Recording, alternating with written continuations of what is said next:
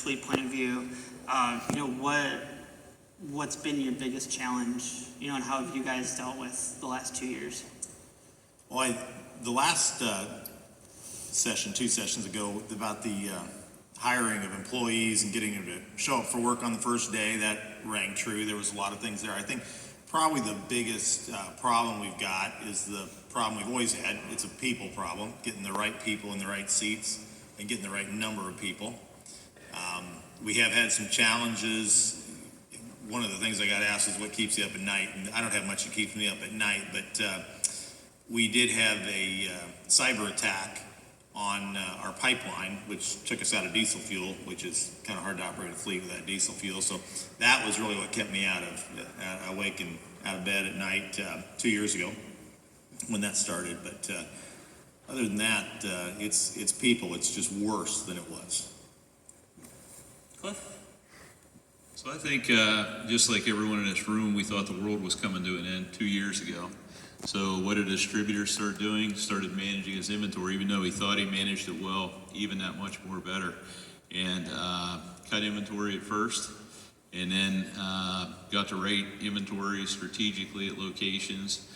We're fortunate we touch every location with box trucks twice a day. Trucks leave at 6 a.m., then they leave at noon. So anything coming from our central warehouse could get to a store in half a day. And then with our other 300 some vehicles, close to 400, we transfer parts back and forth every day, all day. And customers call and say, it used to be, do you have it and how much it is? Even though they could look it up electronically, now they look it up and say, do you have it? Can you get it? Ship it. That's just as simple as that. So many struggles dealing with manufacturers. Some of my best business partners, that's what we call our manufacturers, are our best business partners, down to our end user, is they couldn't come up with product. One of the companies, which will remain nameless, can't ship brake drums coming up here very soon. And USA made, I've sold them my entire life, haven't sold any second grade drums. And so that created a problem. So we have some of those coming. And then my good partners at Vipar, through the GPN Co-Man warehouse, had a source where I sourced a number of other trailers. So that's the kind of story it is. Things like brake cleaner, buying the 2 or 3 trailer loads of it. Crazy things like motor oil. No one could get motor oil. You order motor oil, you don't know what the price is going to be till they ship it. You don't know when they're going to ship it. Could be months. Lines like that. I told my purchaser over a year ago, I want a 6-month supply. I either want it on order or on my floor. That's a lot of oil, and we sell an awful lot of oil. That's just some of the examples of the things we're having to deal with and struggle with. I'll mention one more, filters. My good business partner in filters has not $10,000, but 10,000 filters they owe me. I should have looked up what dollar figure it is, but $100,000 worth of filters I need. I ordered $400,000 to $500,000 of brake rotors. They come into Canada, rock slide, took out the rail system, sitting in a warehouse up there. That's the kind of story. It's like, how does it get any worse? Right, absolutely. Doug? Yeah, so that's a good question, and I think we've had the same issues everybody's had. We have had the port issues, we've had logistics issues, but certainly our biggest issue has been and continues to be staffing and getting the right people in and getting enough people. And as you guys know, in October, some of the government subsidies went away. That's helped us quite a bit. We've got really creative in a lot of our plants about what we were doing with wages and some different things there and hiring practices. So we've got those implemented. So we're getting staffed up, and we're about where we need to be on the staffing, but now it's digging out of the hole that's been created because you couldn't get people in and orders were extremely high. So staffing for sure has been the biggest issue for us, and even at our production plants, just about all of our production plants have been working 6-7 days a week, all the way up until the fourth quarter of this year, where they got a little bit of relief from the OEMs because they brought back lines, but it's been a struggle. Right, absolutely. So kind of sticking with you, Doug. We've all struggled with forecasting and inventory. So I was talking to someone else last night, and it was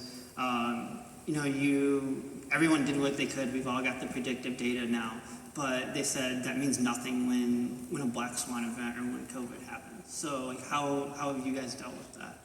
Well, we've increased our S&OP process. We used to do that monthly. We're doing that more often. We certainly, with specific suppliers, we may be having daily meetings with specific suppliers where we've got issues.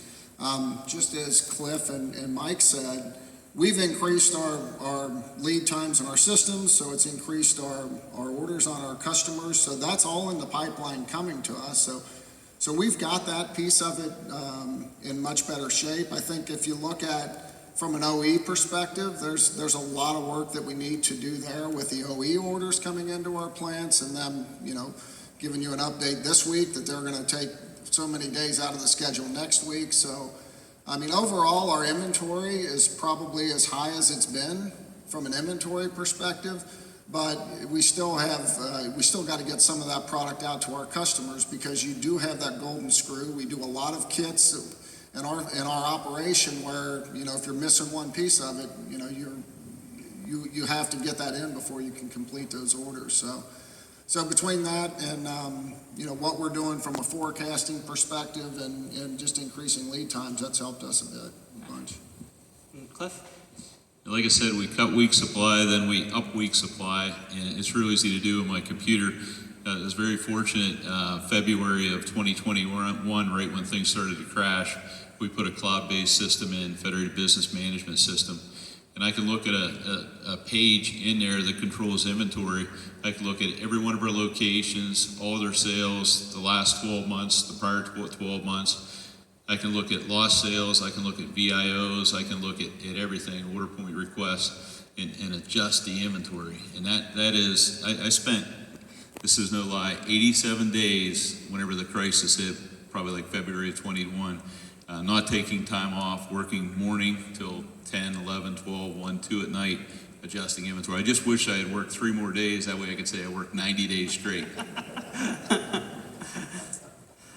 And I would say the same thing. We've upped our inventory substantially, probably between 30 and 40%, depending on product line, of what we were handling pre.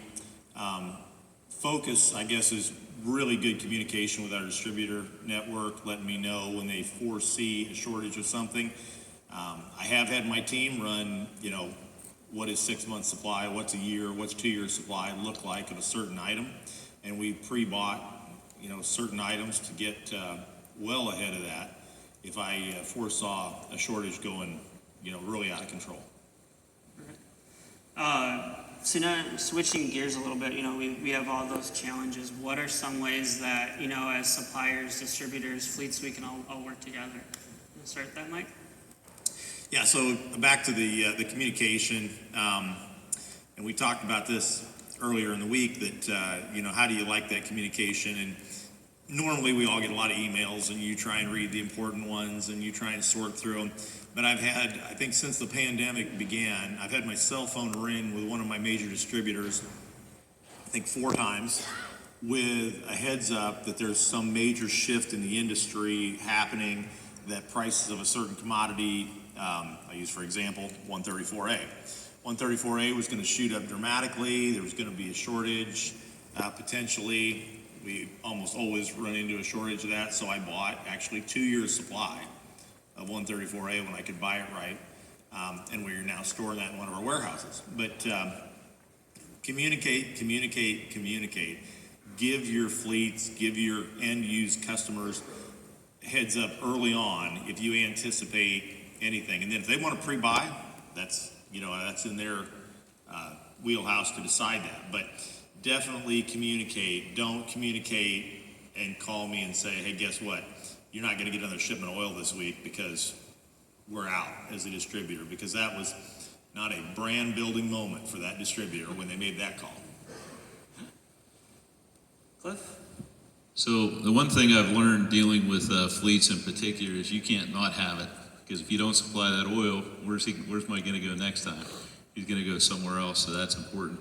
So I think that the big thing is I learned something from Boy Scouts. I was heavily involved in that organization, and we have a key 5, 6, 7, 8, whatever it might be, meeting every week, every Monday. It's a lunchtime meeting, and I bring in marketing and sales and sometime distribution, purchasing, whatever it might be. But we meet every Monday for an hour and a half and go over marketing, go over what's happening on the street, what are the fleets saying, go over purchasing, which I do a lot, what am I hearing? And then we kind of put the pieces of the puzzle together, and then we can adjust. And the other important role, again, business partners, it's a whole channel from the fleet to the manufacturer, and that is communicating. My reps communicate with me too, and let me know what's going on, so I know to buy into whatever it is, brake drums today, brake fluid tomorrow, brake rotors the next day. And, we built building after building, old warehouses, new warehouses, you name it, but I have to have it to sell it, because if I don't, someone else will sell it. Doug, any more points to that? I think Cliff hit the nail on the head there, and that is, I think what we need is transparency through the supply chain, from the fleet all the way back to the manufacturers. And, the thing, it's going to get fixed. At some point, the logistics is going to get fixed, the port's going to get fixed. We're going to have our staffing in place, we're going to be producing the product that we need to produce.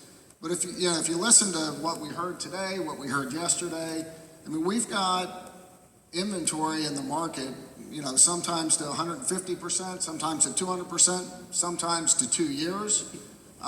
It's going to be important as this gets fixed that we communicate that back through the organization. We don't just have a big hole in the order board at that time, because you can see that that's going to happen with all the materials that we have on order coming in, and all the materials that, because lead times have increased and the orders are up. Right.